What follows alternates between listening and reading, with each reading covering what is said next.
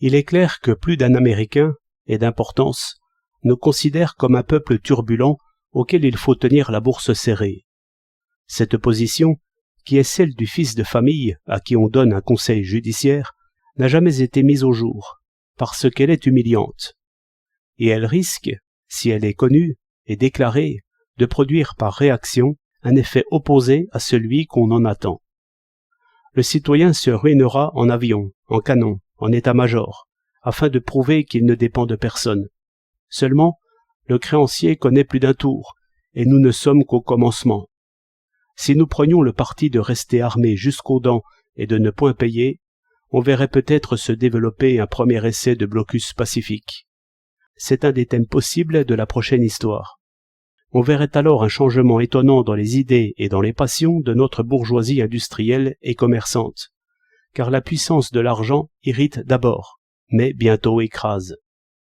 Quant à l'homme du commun, je ne sais comment il prendrait la chose, peut-être comme une guerre, où il faut s'obstiner et tenir. Un tel mouvement est naturel et même honorable. Je n'attends rien de doux ni rien de sage d'un homme humilié, encore moins d'une foule humiliée.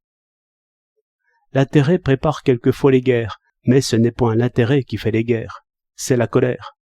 La colère se calme dans le privé et s'échauffe dans la rue. Nos systèmes démocratiques ont fait voir et feront voir un paradoxe étonnant. Le suffrage secret est modéré et porté au compromis, en somme raisonnable. Mais le suffrage public, qui est diffus, qui s'exprime continuellement et partout, est au contraire passionné, de premier mouvement et vite emporté. Les gouvernants doivent compter avec l'un et avec l'autre. Le suffrage secret leur donne pouvoir, et l'autre les précipite. L'un agit une fois et puis se tait, l'autre exerce sans cesse sa pression. Ce sont les mêmes hommes, mais l'homme est variable. Ses pensées de travail ne sont point ses pensées de dispute. Le matin, devant son bureau ou devant ses outils, il pense en philosophe. Il considère le raisonnable, l'avantageux, le possible. Le soir, en réunion, je dis de 4 personnes, il oublie la prudence. Léviathan se reforme. Léviathan sent sa force et pense selon sa force. Le progrès ne peut changer cela, pas plus qu'il ne peut changer le cours du sang et des humeurs. Tout l'effet d'une constitution sage est de défaire Léviathan. L'isoloir est un grand symbole. Est-il si extraordinaire qu'un homme s'occupe le matin à annuler les résolutions martiales qu'il prendra le soir? Nous ne faisons que cela. La raison n'est rien si elle n'est pas une précaution contre soi. Je sais que je mériterai à ce conseil de famille.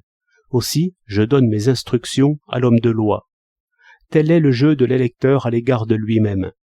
Mais ici, nous manquons de sages procureurs. Suivez en leur démarche ces ministres généreux, que nous voudrions aimer, que nous finissons par craindre. Le matin, ils sont arbitres, ils sont justes. Ce sont nos têtes, ce sont nos sages.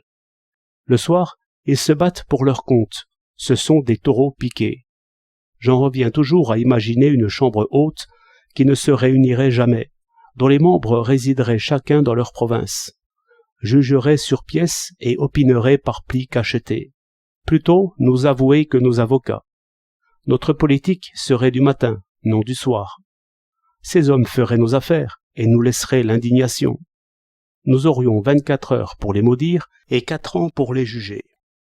Or, cette sagesse qui toujours transige, je crois que nos chefs l'ont en leur matinée, qui sont des heures d'isoloir.